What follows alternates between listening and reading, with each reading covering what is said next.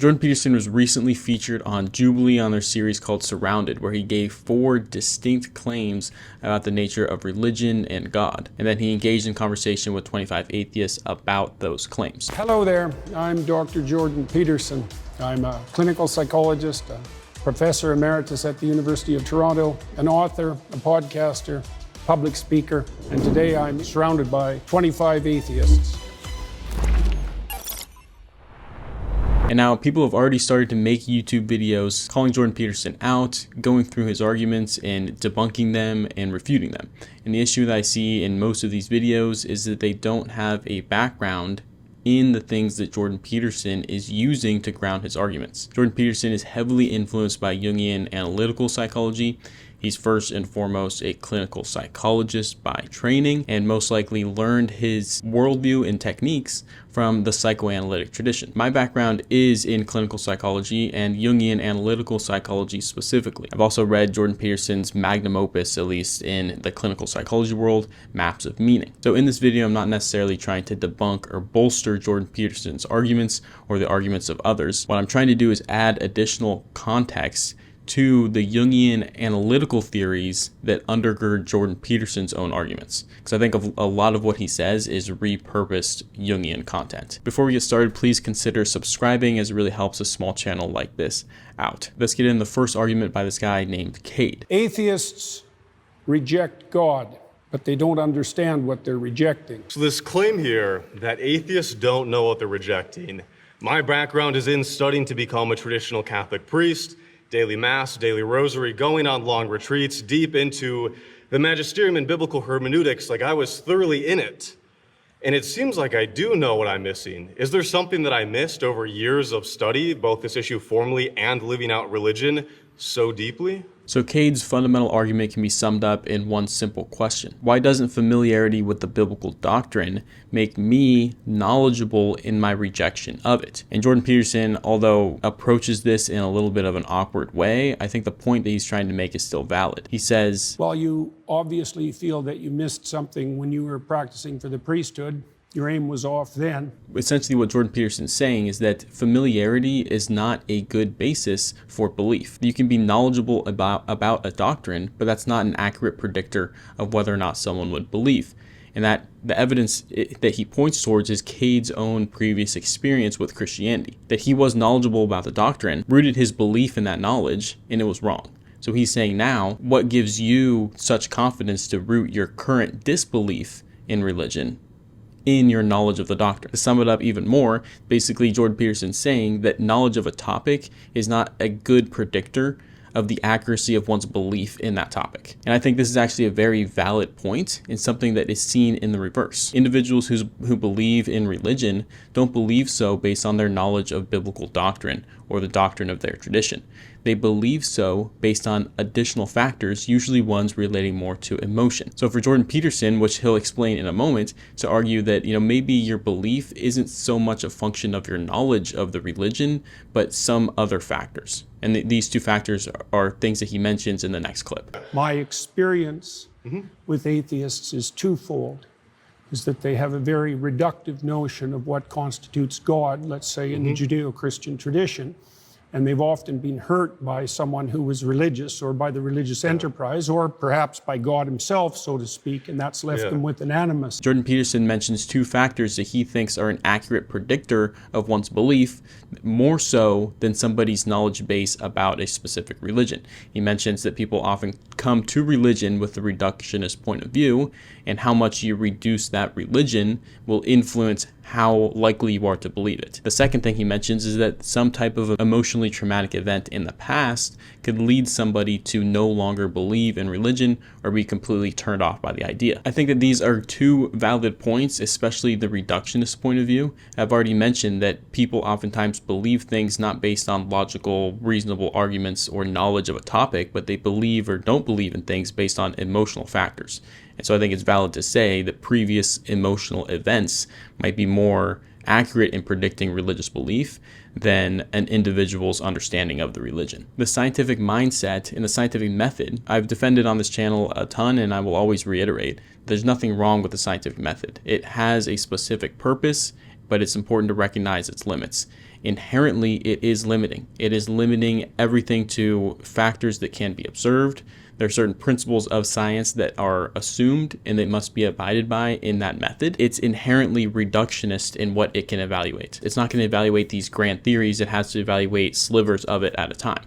And that could be valuable, but it's not always the only way to look at something. But in a culture where this is kind of the prevailing mindset, that we reduce things to 60-second videos, 2-second clips, to a meme, we reduce things to a news headline, right? The same thing, and we'll get to it more in the video. We reduce this concept of God that has been defined in thousands of ways over probably hundreds of thousands of years. And we reduce it to this one little rendition of a contemporary religion that is oftentimes in conflict with other perspectives of that same religion, and then pretend like we've debunked it. Cade then brings up a very good point. Jordan Peterson seems to have a reduced view of what an atheist is and compares them to somebody, these literary characters that are oftentimes like murderous. But I think that you have a reductive view of what atheism is. You've defined religion so broadly to include any sort of having aim in life, any sort of cultural archetypes, or having a metaphorical substrate. And atheism to you is a very specific type of like 3 people in the world that are these Raskolnikov type of, they want to get away with a perfect murder. It seems like you have the reductive view of what an atheist is. I think what's important to understand, and that people oftentimes pull out of context, is that Jordan Peterson is arguing that there are just probably a handful of atheists that actually exist by his understanding and definition of the term atheist. So when somebody says what is a true atheist, he points towards these literary characters, because I think implicit in his argument is that a true atheist doesn't exist. And later claims that he makes will kind of come back to this topic, that atheists are inconsistent in their worldview by taking things like morality from religious structures or purpose and meaning from religious structures, but ignoring the foundation of those religions. So let's now turn our attention to this next clip in the same conversation, where Jordan Peterson offers up a definition of God. Despite the fact that Moses is a stellar character and he's had a long and difficult life and can withstand a lot of difficulty and travail, God puts him between 2 cliffs.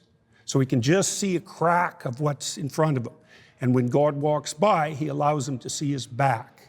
Okay, so the implication of that story is that the divine is fundamentally unknowable. It's a pinnacle experience, and that people in their finitude have to be shielded from a comprehensive vision of the basis of reality. Well, that's not the God that's defined in that manner, right? It's not a simple personification. It's not a simple old man in the sky. It's something that in its essence is unknowable and overwhelming. And that isn't, in my experience, the God that's defined by atheists who are attempting to undermine the story. Jordan Peterson presents a few different characteristics of the divine that we can start to work with to understand his perspective. One is that it's a pinnacle experience. 2, it's fundamentally unknowable. And 3, in its full capacity, we are unable to consume it. So essentially, we have to be protected from it at some degree. So Jordan Peterson mentions here what I think is actually a good definition of the divine, one more representative of the history of religious ideas than simply the current Christian definition. So I want to provide a few examples of how God has changed throughout history. We start with animistic cultures, which is kind of where the record ends, even though we know the God concept probably predates animistic cultures by over 100,000 years. Nonetheless, in animistic cultures, we have a very different conception of God, a conception that's much more fluid and ambiguous. For example, God could coalesce in certain things like ritual masks or objects such as statues, where it's not just the statue is a representation of the God, but the statue is literally the God. In these exact same cultures, the term God would be used to reference other physical objects like fire or certain psychological states like psychosis. Another thing I want to mention is that the religious experience is oftentimes the result or the culmination of a ritual. And so Jordan Peterson emphasizing that God is a pinnacle experience is in accord with the history of religion. For example, different religious rituals like tribal dancing, drumming, psychedelic experiences, sensory and sleep deprivation, and even rituals like human sacrifice, the pinnacle of those rituals would be oftentimes a vision of God. Now, last thing that he mentions is that we are inherently shielded from a full experience of the divine. And I think that's a good description of it. Nobody is ever completely steeped in the world of divinity. We can start with the shaman, is an individual who is going and getting kind of glimpses of the divine and coming back. It's never something that we're fully steeped in, which suggests that it's not this rational world, this objective reality that we exist within, but it's a psychological reality or a religious reality. I want to emphasize again, you take these characteristics that Jordan Peterson has presented, and I challenge anybody to do this. Go and read hundreds of different religious accounts of religious experiences or religious traditions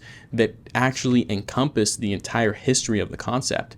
And you'll see that his definition is better than the current one that anybody in the room proposed. I also want to mention this is not simply an issue that atheists have in their understanding of God, it's also an issue that theists have. Theists oftentimes put God in this restricted little box to understand him, and then atheists take that concept that's already hyper restricted and reject it. There's a great quote, I'll put it up on the screen. I don't know it exactly word for word, but it's something along the lines of religion is constructed to protect against religious experience. That the kernel of every religion is a true experience of the divine. We can call that an anomalous psychological experience, or you can hold true that it's an experience of a different realm, whatever. But that is the root of the experience, not the rules and books that come after. Now, Jordan Peterson often gets flamed for playing with words, and that's what comes up in this next conversation with the participant, Greg. I feel like you're getting at this idea of polysemy, where we have multiple related meanings for a word, right? Like, for example, a famous painting can be emotionally moving in that it changes my emotional state. And when I was on the highway coming here to the studio, I was physically moving. I was changing my position. If I said, I believe the Mona Lisa is very moving, and you said, you don't really understand what you're saying, it's nailed to the wall, I would say that you're the one who doesn't understand what I'm saying, not the other way around. And the way that relates to this is there are many concepts of God, and I'll admit, I find a lot of what you say about that interesting. I'm familiar with it. The idea of this kind of Jungian hierarchical thing, or as a metaphor or a symbol, or the kind of, atheist, materialist, literalist idea of a agentic, omnipotent, omniscient being that intervenes in reality. Basically, to sum up this argument by Greg, he's accusing Jordan Peterson of intellectual dishonesty. He eventually gets to that point that Jordan Peterson is playing around with definitions of words, and it leads to communication errors between him and his audience. I think you're being intellectually disingenuous. And there are a few things wrong with this approach when we're considering a concept that is, in its essence, divine. Whether or not you believe in the divine, that it's a real thing, and that it has any value, that's a different question. But we know by looking at these people's experiences, they're experiencing something genuine, something that is irrational, illogical, that is outside of this normal experience that we have. And again, I want to emphasize that's not a value statement on whether or not that experience is valid. So when we attempt to explain these anomalous experiences in words in rational terms, that process inherently makes it devoid of what it is. Take psychedelic experiences, for example. They're characteristically different than our normal waking experiences, and that's why they're extremely difficult to explain in words. Words have developed to explain a certain set of stimuli that we engage with, and the religious concept, by definition, is something outside of those experiences. And it's something that we can verify exists outside them, even if it's just an anomalous psychological event, like I've said. The second thing is that implicit in this guy's argument, and arguments like this, is that we have the capacity to accurately represent reality into words, right? We completely overshoot the ability of words to encapsulate reality. There are things that can never be described in words, and some of the most basic things. Take emotional experience. An emotional experience is not the same every single time, right? You're not sad. When you feel sad, you're not just sad in the exact same way every single time. It's a unique event every single time, and fundamentally, it's an experience.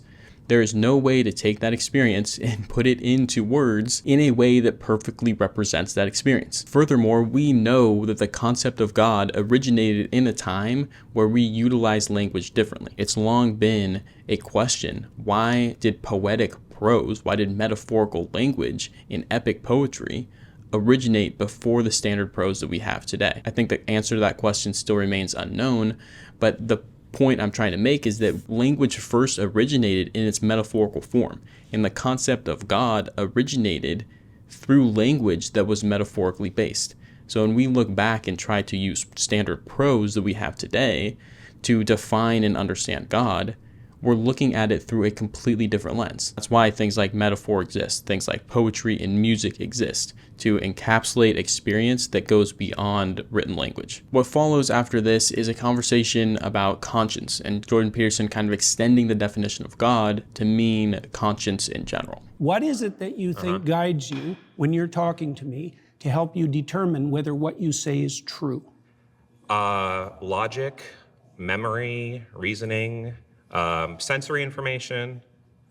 How do you distinguish that from being governed by something that's false? An interesting question. How do you know the difference when you speak between what's true and what's false? I think he asks a valid question. What is it that guides you to determine what is true in the context of a conversation or an argument? And I will even go a step further in this question, because I think it illustrates the point more simply. Where do your words come from that you speak? We have this illusory experience that we're the ones producing speech, when in reality, if you really think about the act of speaking, your speech and the words that you use kind of just come into focus and then leave. So there's some kind of organizing principle prior to the production of your speech that is unconscious and influenced by factors that are outside of our immediate awareness. So Jordan Peterson is getting at what is a very Jungian kind of idea, that there are these unconscious forces that influence our reality. And not only do they influence our reality, they reflect a different understanding of reality as well. My conscience is my sense of, Right and wrong. Yeah, exactly. Yes. Yeah, Where yeah. does that come from?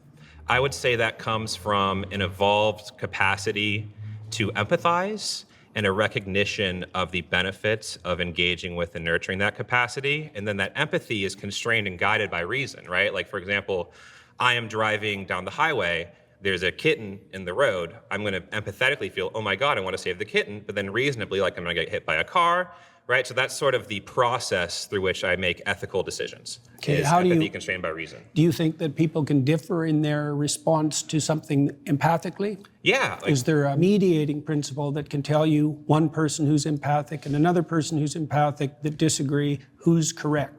Interesting. Yeah, I mean, I think that's where we'd have to, talk it out, right? Mm-hmm. We do that in real life all the time when we have, whether that's a discussion with a friend about the right thing to do in a situation, whether that's a policy discussion about law, right? That's where we can converse with each other, think about things, explain our perspectives, and then kind of reach a conclusion, right? That I think that we do that all the time.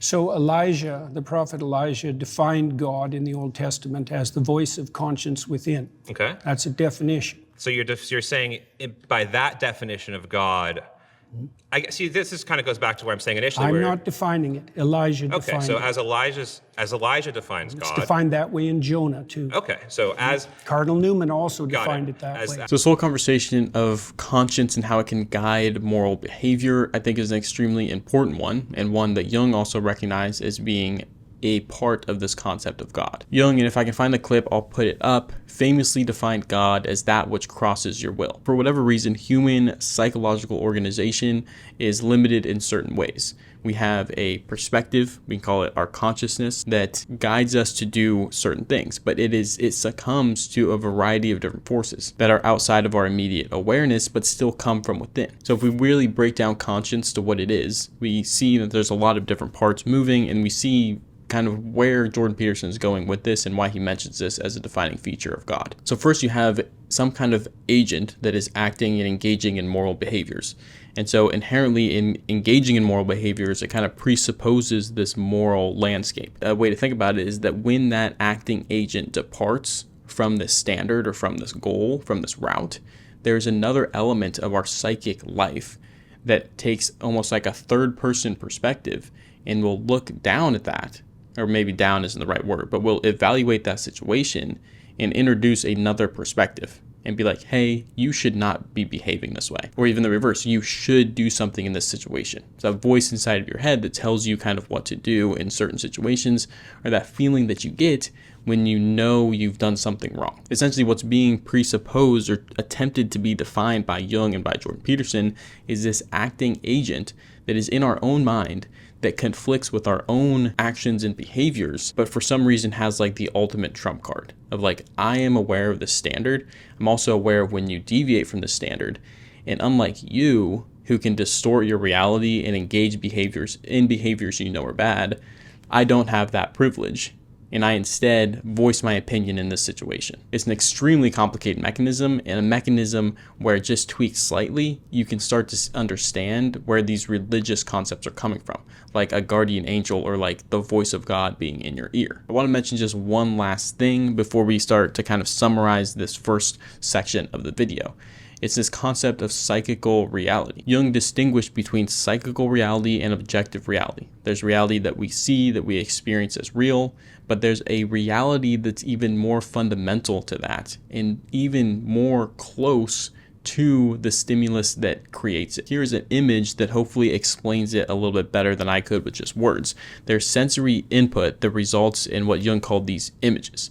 And these are autonomous, unconscious, and associative processes. Those experiences then become associated with consciousness. Maybe. They don't have to. So in his organization of the brain, the ego or consciousness is only really receiving a tailored version of a reality that is constructed on the basis of stimuli. This sounds ridiculously complicated, and it is, but I think a simple example will help it make sense.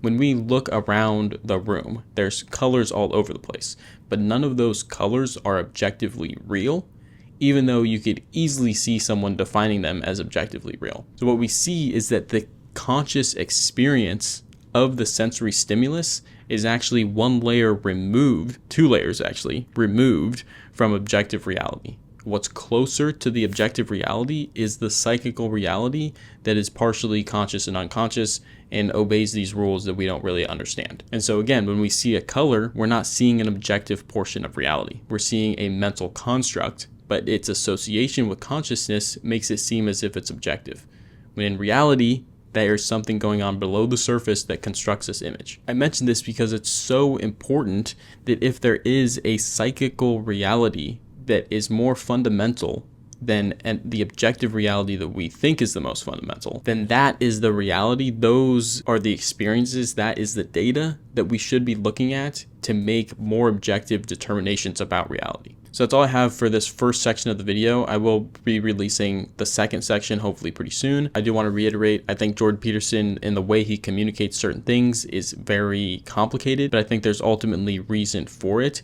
Is he's talking about what is fundamentally a different kind of layer of reality that has more to do with irrational, unconscious, metaphorical frameworks that undergird the objective ones that we perceive. And lastly, throughout the history of religion, there are tens of thousands of different definitions of God. And so when we go for these like very clear and reductionist points of view, they inherently limit the concept and make it devoid of what defines it. So I think Jordan Peterson and guys like Carl Jung both offer more expansive definitions of the concept. So that's all I have for today's video. Please be sure to like and subscribe, again, as it helps a small channel like this out. If you have any questions about Jordan Peterson's position in general or about this video in particular, please leave them in the comments section below and I will get to them as soon as I can. And make sure to subscribe if you want to see the next video, where we'll take a look at Jordan Peterson's second claim that morality and purpose cannot be found within a scientific framework.